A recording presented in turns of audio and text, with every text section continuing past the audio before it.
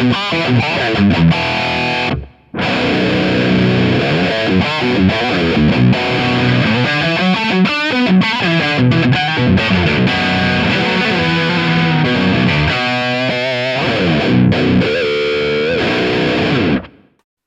it going, guys? I hope you're all doing well out there wherever you are in the world. And in today's video, following on from a question that I saw on the Kemper user forum the other day, I want to shoot out the Digitech drop and the built-in transpose function within the Kemper.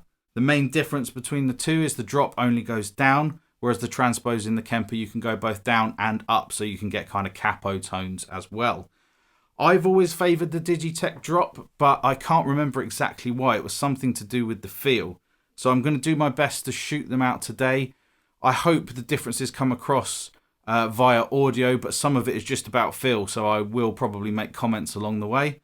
I'm not going to go through every single interval that's available on here. I think a lot of people are just going to use this for either a semitone down or a tone down for a particular song or a few songs on a set. So I'll do semitone down and tone down for each, but I'll also do 5 semitones down because that drops the guitar to B standard, which is baritone tuning, which is quite a cool thing to have. So, and it also lets you play along with metal records if you want to.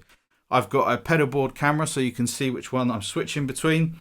The transpose function on the Kemper will be engaged by this button here, and the drop on its individual foot switch. It's worth mentioning that in my opinion, digital transposing works pretty well for distortion or crunch sounds, or even sounds with some effects around it. But for clean, crystal clean sounds, you start to notice artifacts and latency and things a lot more. But for the purposes of this video, I am going to start with a crystal clean sound, extremely unflattering, no effects or anything, just so you can hear the tonal change of using these pedals and how well they track. So we'll start with just a semitone down, playing some pretty straight ahead chords.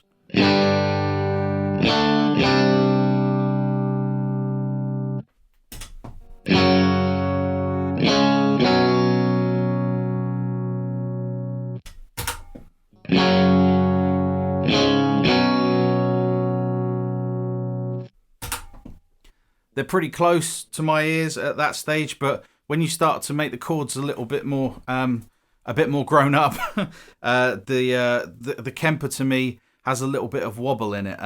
So let's check that out.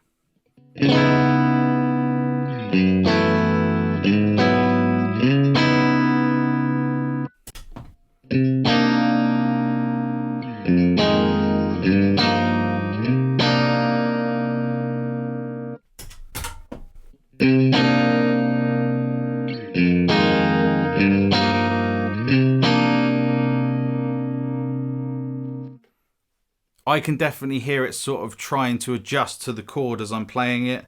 Again, that wouldn't be so noticeable with effects or with distortion on. Let's take it down another semitone.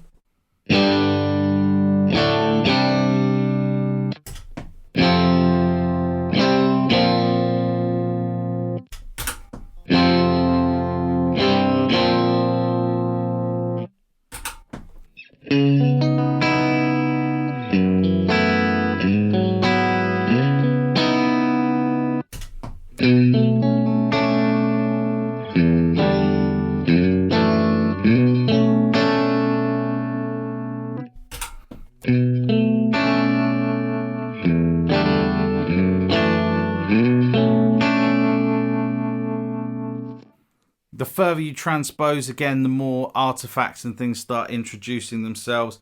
I think both of them are pretty solid at a semitone, possibly a tone, but much lower than that, and it goes a bit weird. I'm going to drop right down now to 5 semitones. Sounds like this.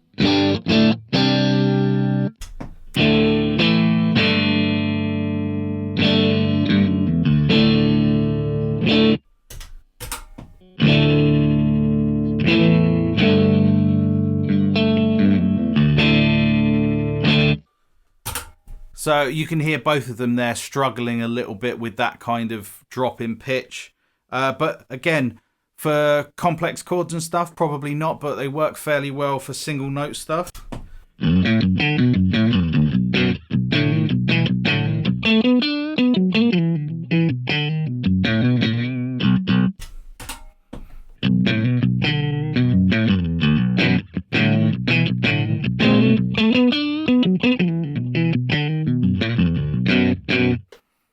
So I think still, for me, I probably prefer the drop, but they both do a job. They both do it and it would get you through a gig.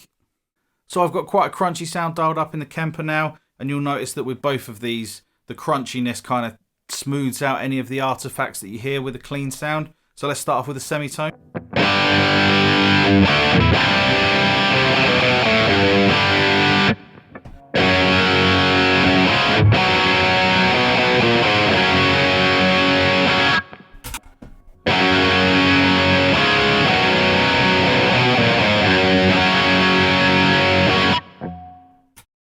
A little bit of riffing.